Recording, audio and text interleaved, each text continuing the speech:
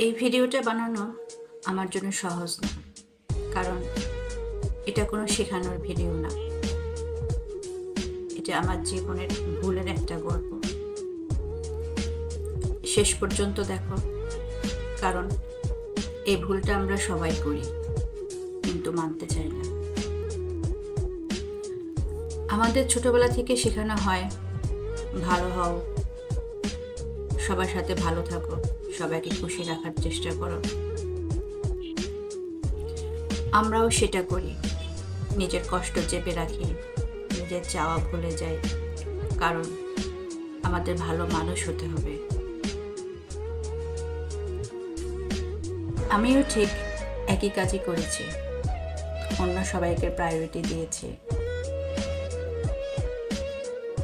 ভাবতাম আজ না হোক কাল সবাই বুঝতে পারবে, কিন্তু ধীরে ধীরে একটা জিনিস খেয়াল করলাম, আমি রাগী হয়ে গেছি, আমি জেদি। আমি এখন আর ঠিক মতো নিজের সাথে কথা বলি না।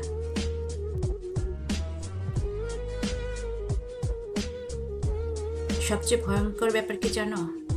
একদিন আমি ঠিকই বুঝতে পারলাম আমি কি চাই সেটা আমি নিজেও জানি না।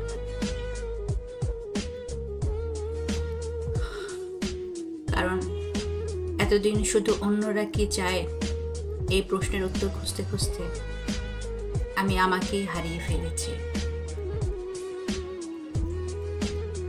এই সত্যটা শুনতে খারাপ লাগে, তবুও বলছি, যে নিজের গুরুত্ব দেয় না, এই পৃথিবীও তার গুরুত্ব দেয় না।